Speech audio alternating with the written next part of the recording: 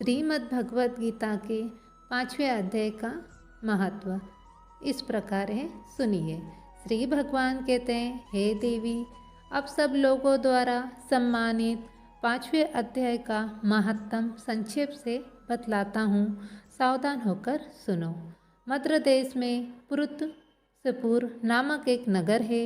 उसमें पिंडल नामक एक ब्राह्मण रहता था। वह देवपाठी ब्राह्मणों के विख्यात वंश में, जो सर्वथा निष्कलंक था, उत्पन्न हुआ था, किंतु अपने कुल के लिए उचित वेद शास्त्रों के स्वाध्याय को छोड़कर ढोल आदि बजाते हुए नाच गान में मन लगाया।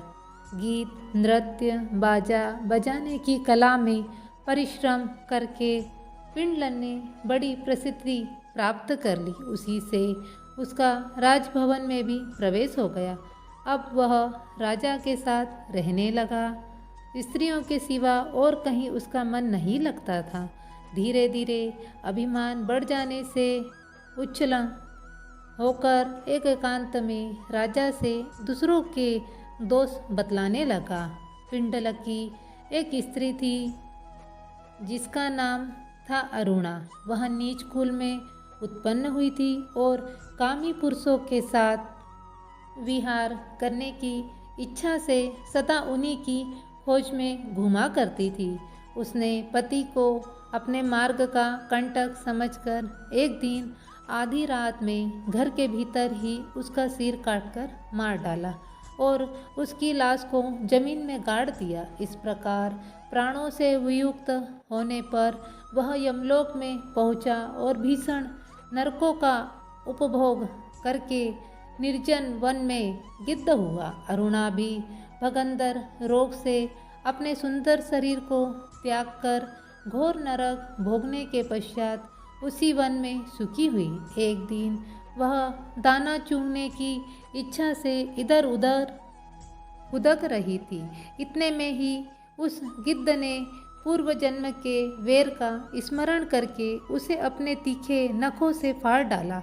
सूखी घायल होकर पानी से भरी हुई मनुष्य की खोपड़ी में गिरी। गिद्ध पुनः उसकी ओर झपटा। इतने में ही जाल फैलाने वाले बहेलियों ने उसे भी बाणों का निशाना बनाया।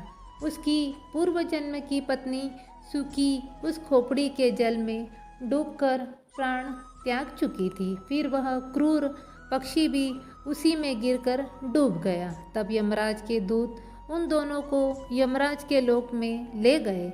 वहाँ अपने पूर्व कृत पाप कर्मों को याद करके दोनों ही भयभीत हो रहे थे।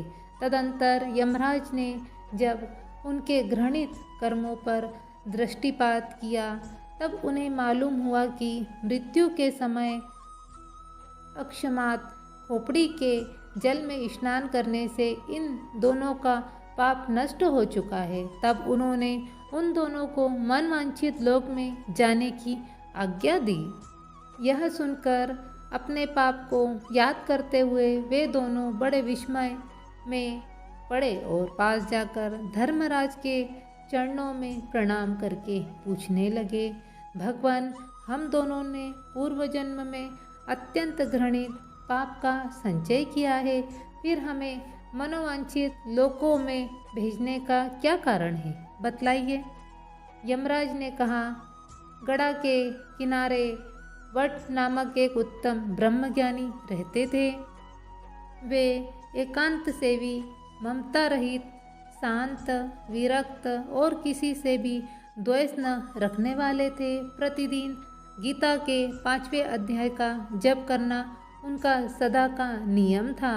5वें अध्याय को श्रवण कर लेने पर महापापी पुरुष भी सनातन ब्रह्म का ज्ञान प्राप्त कर लेता है। उसी पुण्य के प्रभाव से शुद्ध चित्त होकर उन्होंने अपने शरीर का परित्याग किया था। गीता जी के पाठ से जिनका शरीर निर्मल हो गया था, जो आत्मज्ञान प्राप्त कर चुके थे, उन्हीं महात्मा की खोपड़ी का जल पाकर तुम दोनों पवित्र हो गए हो। अतः अब तुम दोनों मनोवांछित लोकों को जाओ, क्योंकि गीता जी के 5वें अध्याय के महात्म से तुम दोनों शुद्ध हो गए हो।